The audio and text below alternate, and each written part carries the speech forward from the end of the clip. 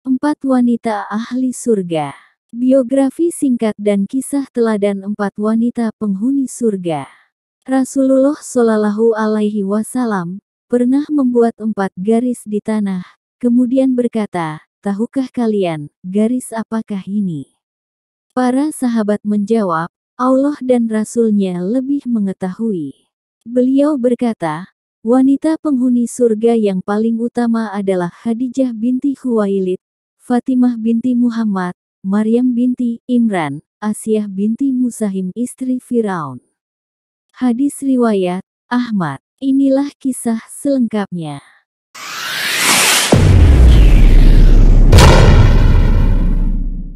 Assalamualaikum warahmatullahi wabarakatuh. Sahabat surga, di channel ini kalian dapat menemukan informasi kisah-kisah Islam menarik, dan juga tentang pendidikan. Khadijah binti Khuwailid. Khadijah dilahirkan pada tahun 68 sebelum hijrah. Ia adalah putri dari Khuwailid bin Asad bin Abdul Uzza bin Qusay bin Kilab al-Qurasyiyah al-Asadiyah. Ibu Khadijah bernama Fatimah binti Zaidah bin Asyam bin Amir bin Luay. Kedua orang tua Khadijah merupakan keturunan bangsawan Quraisy yang sangat mulia. Oleh karena itu Khadijah tumbuh di tengah keluarga kaya, beretika, sangat mulia, dan taat beragama, serta jauh dari kerusakan moral. Khadijah adalah seorang wanita yang berpikiran tajam, tinggi cita-cita, mempunyai pribadi luhur dan seorang saudagar kaya yang disegani. Allah Subhanahu wa Ta'ala melindungi dan menjaga Khadijah sejak kecil karena dirinya telah dipersiapkan untuk menjadi Ummul Mukminin, yaitu ibunda orang-orang beriman. Ketika Nabi Muhammad menikah dengan Khadijah, saat itu Nabi Muhammad berusia 25 tahun, sedangkan Khadijah sudah menginjak 40 tahun. Usia perkawinan mereka adalah 25 tahun. Selama Khadijah masih hidup, beliau tidak mempunyai istri lain. Khadijah adalah wanita pertama yang meyakini bahwa Nabi Muhammad adalah utusan Allah. Serta Khadijah adalah wanita pertama yang mengerjakan salat. Ia juga menjadi pendukung dan penolong Nabi Muhammad Shallallahu Alaihi Wasallam dalam berdakwah. Khadijah sosok keteladanan sebagai seorang istri, seorang wanita terbaik dan ibu rumah tangga yang ideal. Khadijah wafat pada tanggal 17 Ramadan 3 tahun sebelum hijrah dalam usianya yang ke-65 tahun. Khadijah dimakamkan di dataran tinggi Makkah bernama Al-Hajun, yang terkenal dengan pemakaman Mala, sebelah timur Masjidil Haram. Fatimah binti Muhammad. Fatimah dilahirkan pada hari Jumat di Makkah pada tanggal 20 Jumadil Akhir, 5 tahun sebelum diutusnya sang ayah tercinta, Muhammad, menjadi rasul. Ia merupakan putri keempat yang paling dicintai dari Nabi Muhammad dan Khadijah.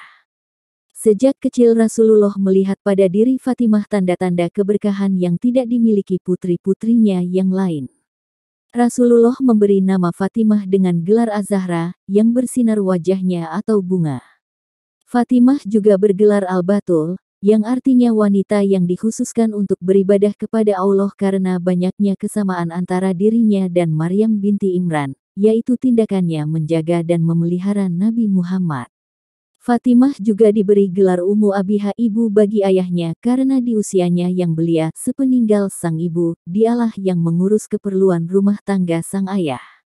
Fatimah tumbuh di rumah penuh berkah dalam kepribadian yang terpelihara secara sempurna, kemuliaan jiwa, cinta pada kebaikan, dan akhlak yang mempesona. Fatimah juga menjadi pembela sang ayah dalam berdakwah. Fatimah menikah dengan Ali bin Abi Thalib. Pernikahan mereka dilaksanakan dengan sederhana, namun pernikahan mereka itu sangatlah indah. Pernikahan tersebut terjadi pada bulan Rajab. Fatimah wafat pada malam Selasa, bulan Ramadan, tahun 11 Hijrah, pada usia ke-29 tahun. Maryam binti Imran. Ibu Maryam bernama Hannah dan ayahnya bernama Imran. Ayahnya seorang ulama Bani Israel keturunan Nabi Daud alaihi salam dan imam salat Bani Israel pada zamannya. Sedang ibunya merupakan wanita ahli ibadah. Maryam adalah sebuah nama dalam bahasa Aram, yang asalnya Meriamah. Mary artinya Tuhan. Jika disingkat menjadi Mar berarti Tuan. Adapun Ama semakna dengan Amatun, dalam bahasa Arab artinya hamba perempuan. Nama Mary Ama memiliki arti hamba perempuan Tuhan. Maryam menjadi satu-satunya anak perempuan Israel yang menjadi pelayan di Baitul Maqdis. Allah memilih pengasuh yang solih yaitu Nabi Zakaria alaihi salam. Ia dididik dalam lingkungan pendidikan para sidikin dan para nabi. Pelajaran yang ia dapat ilmu yang bermanfaat, amal solih, akhlak terpuji, perilaku luhur, keikhlasan dan kebersihan hati. Maryam menaiki tingkatan-tingkatan para ahli ibadah sehingga mencapai tingkatan qonitah dan sidikiyah. Tingkatan qonitah dan sidikiyah merupakan tingkatan tertinggi setelah tingkatan kenabian. Maryam memiliki tugas yang berat, yakni mengandung kalimat Allah yaitu Nabi Isa tanpa disetubuhi oleh seorang pria pun, lalu melahirkannya, kemudian menghadapi kaumnya dengan membawa bayinya. Selanjutnya ia memelihara sang putra yang masih kanak-kanak, menjaganya, dan mendidiknya untuk melaksanakan tugas yang dibebankan atas dirinya kelak. Asyah binti Muzahim. Asyah adalah istri seorang raja yang memerintah dengan tangan besi, yaitu Raja Ramses II atau yang lebih dikenal dalam Al-Quran disebut Firaun. Firaun adalah raja yang zolim, sombong, angkuh, sang penindas, bahkan ia mengakui dirinya sebagai Tuhan. Asyah merupakan ibu asuh Nabi Musa alaihi salam. Asyah sangat menyayangi Nabi Musa. Ia yang memberi nama Moses atau Musa, yang artinya orang yang dipungut dari sela-sela air dan pohon. Kata Musa juga dalam bahasa Mesir berarti anak kecil.